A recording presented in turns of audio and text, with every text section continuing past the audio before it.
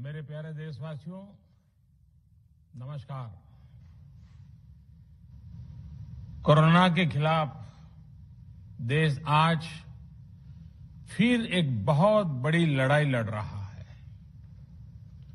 कुछ सप्ताह पहले तक स्थितियां संभली हुई थी और फिर एक कोरोना की दूसरी वेव तूफान बनकर आ गई।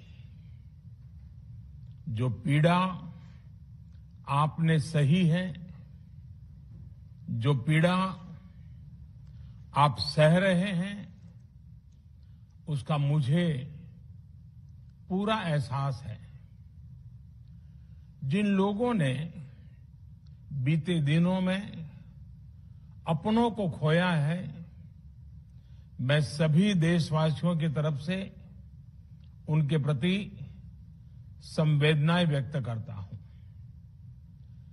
परिवार के एक सदस्य के रूप में मैं आपके दुख में शामिल हूं। चुनौती बड़ी है, लेकिन हमें मिलकर अपने संकल्प, अपने हौसले और तैयारी के साथ इसको पार करना है। साथियों, अपनी बात को विस्तार देने से पहले मैं देश के सभी डॉक्टरों, मेडिकल स्टाफ, पैरामेडिकल स्टाफ, हमारे सभी सफाई कर्मचारी भाई बहन, हमारे एम्बुलेंस के ड्राइवर्स, हमारे सुरक्षा बल, पुलिसकर्मी, सभी की सराहना करूंगा। आपने कोरोना की पहली वेव में भी अपना जीवन दांव पर लगाकर लोगों को बचाया था। आज आप फिर इस संकट में अपने परिवार, अपने सुख, अपनी चिंता छोड़कर दूसरों का जीवन बचाने में दिन रात जुटे हुए हैं। साथियों, हमारे शास्त्रों में कहा गया है, त्याज्यम न धैर्यम विदुरेऽपि काले, अर्थात कठिन से कठिन समय में भी हमें धैर्य नहीं खोना चाहिए। किसी भी परिस्थिति से निपटने के लिए हम सही निर्णय लें, सही दिशा में प्रयास करें, तभी हम विजय हासिल कर सकते हैं। इसी मंत्र को सामने रखकर आज देश दिन रात काम कर रहा है। बीते कुछ दिनों में जो फैसले लिए गए हैं, जो कदम उठाए गए हैं, वो स्थिति को तेजी से सुधारेंगे। इस बार कोरोना संकट में देश के अनेक हिस्से में ऑक्सीजन की डिमांड बहुत ज्यादा बढ़ी है। इस विषय पर तेजी से और पूरी संवेदनशीलता के साथ काम किया जा रहा है। केंद्र सरकार, राज्य सरकारें, प्राइवेट सेक्टर, सभी की पूरी कोशिश है कि हर जरूरतमंद को ऑक्सीजन मिले। ऑक्सीजन प्रोडक्शन और सप्लाई को बढ़ाने के लिए भी कई स्तरों पर उपाय किए जा रहे हैं। राज्यों में नए ऑक्सीजन प्लांट्स हो, 1 लाख नए सिलेंडर पहुंचाने हो, औद्योगिक इकाइयों में इस्तेमाल हो रही ऑक्सीजन का मेडिकल इस्तेमाल हो, ऑक्सीजन रेल हो, हर प्रयास किया जा रहा है। साथियों, इस बार जैसे ही कोरोना के केस बढ़े, देश के फार्मा सेक्टर ने दवाइयों का उत्पादन और बढ़ा दिया है। आज जनवरी फरवरी की तुलना में देश में कई गुना ज्यादा दवाइयों का प्रोडक्शन हो रहा है। इसे अभी और तेज किया जा रहा है। कल भी मेरी देश की फार्मा इंडस्ट्री के बड़े जो प्रमुख लोग हैं, उसके जो एक्सपर्ट लोग हैं, उनसे बहुत लंबी चर्चा हुई है। प्रोडक्शन बढ़ाने के लिए हर तरीके से दवाई कंपनियां की मदद ली जा रही है।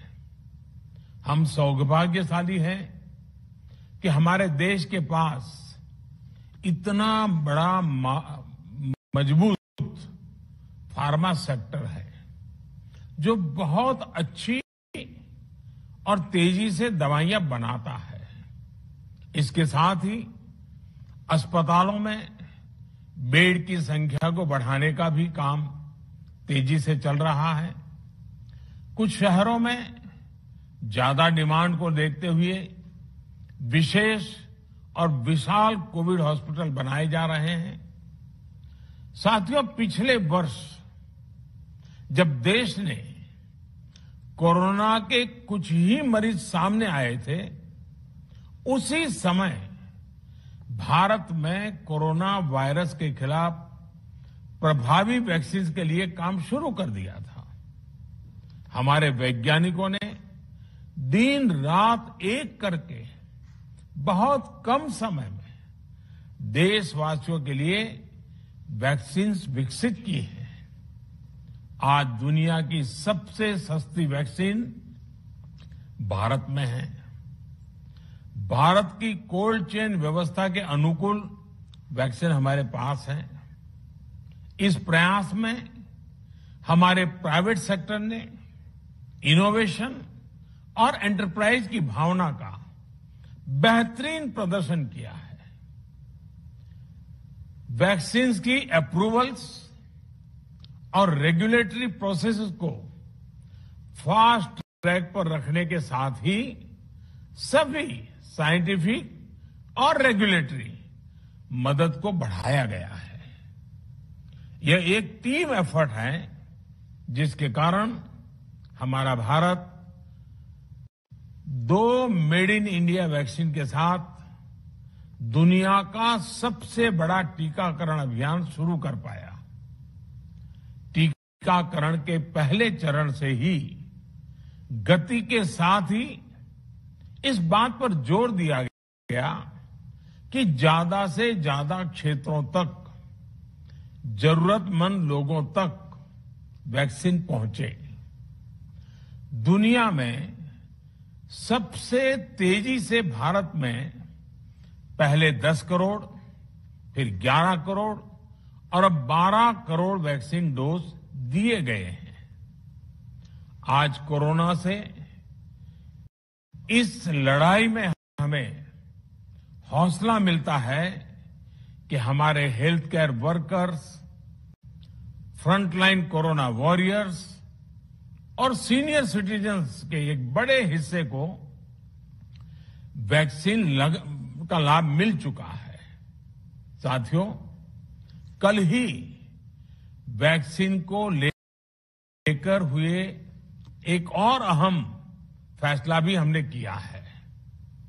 1 मई के बाद से 18 वर्ष के ऊपर के किसी भी व्यक्ति को वैक्सीनेट किया जा सकेगा।